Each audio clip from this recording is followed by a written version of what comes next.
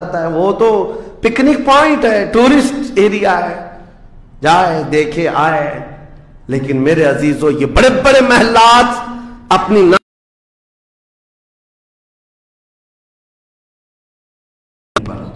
ایک مدرسہ جو اعلیٰ حضرت نے بنایا، مبارک پور ایسا کچھ دے جاؤ کہ وہاں سے آنے والا کچھ فیض اٹھا کر کے جائے، یعنی چیزوں میں مصروف کر دیا گیا ہے.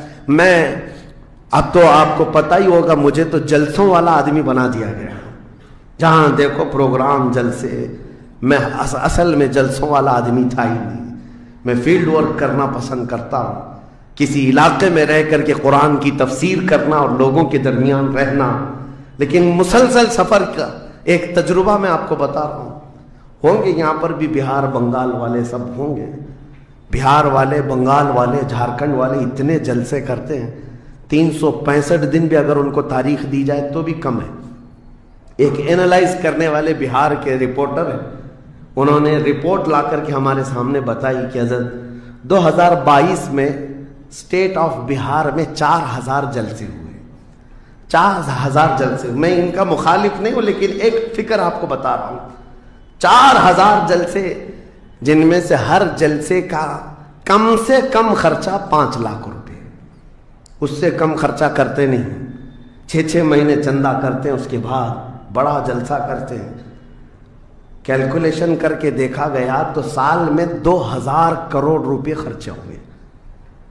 2000 کروڑ روپے. میرے عزیزو ٹھیک ہے یہ سب اپنی جگہ پر، لیکن پورے اسٹیٹ پر گھوم کر کے دیکھیں تو مسلمانوں کے نام کی ایک یونیورسٹی بھی نہیں ہے، کوئی ایک بڑا ادارہ نہیں قائم کر سکے. 2000 کروڑ کی بھاری رقم سال بھر خرچ کرنے والا غریب اسٹیٹ جس کو لوگ سمجھتے ہیں. میرے عزیزو میں یہ بات اس لیے عرض کر رہا ہوں، جن چیزوں میں تمہارا ذہن الجھ گیا یہ وہ تمہارے کام کی نہیں تھی. اعلیٰ حضرت نے بہت پہلے فرمایا تھا یہ دنیا کا حال یہ ہے، شہد دکھائے زہر پلائے. یہاں پر چکا چون دکھنے والی چیزیں وہ تمہارے حق کی نہیں ہے.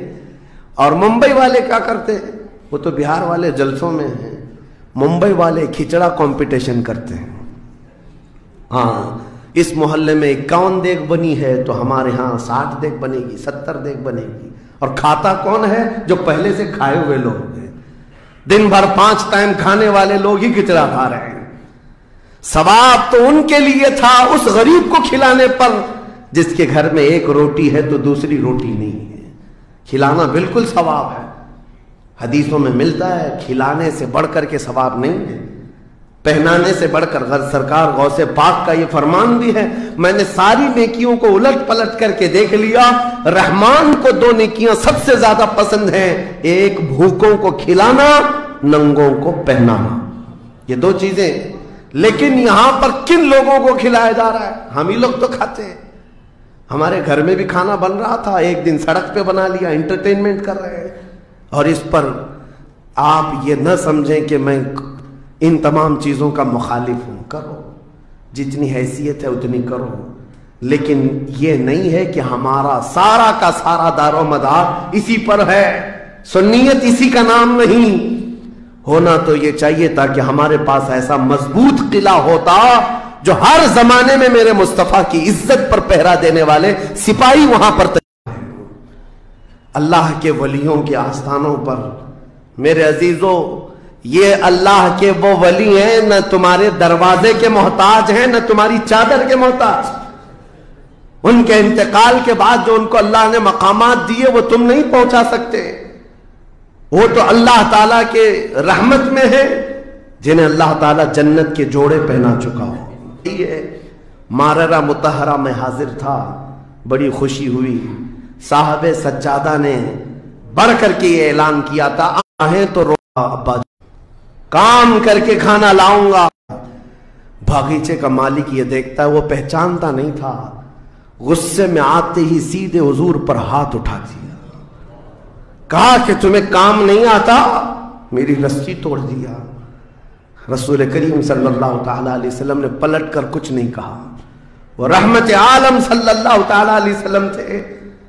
وہ 6 کھجوریں لے کر کے واپس مدینے آئے. کہا فاطمہ کہاں ہیں بچے, کہاں ہیں؟ یہی 6 کھجوریں حضور نے لا کر اپنے منہ سے چبا کر ان بچوں کے منہ میں ڈالا اور کہا کمائی کھائی ہے, اپنے عمل کی کمائی کھائی ہے. رحمت عالم صلی سورج ڈوبنے سے پہلے وہ گھروں پر آ جاتے ہیں.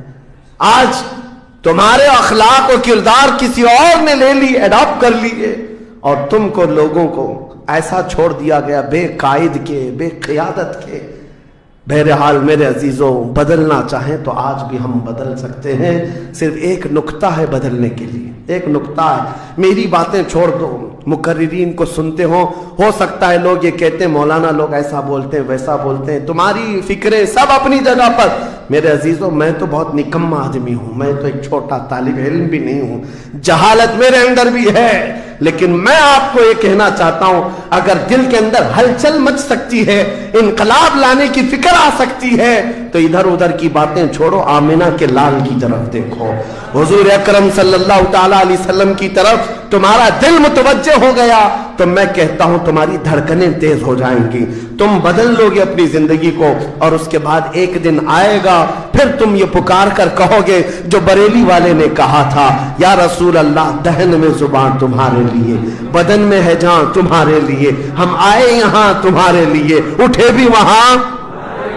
حضور انشاءاللہ العزیز یہ ماحول بن جائے, پھر کوئی باہر سے آیا ہوا اجنبی تمہارے محلوں میں آ کر کہے گا یہ ممبئی کا محلہ نہیں, مدینے کی گلی نظر آتی ہے, یہاں سے خوشبو مصطفیٰ نظر آتی ہے.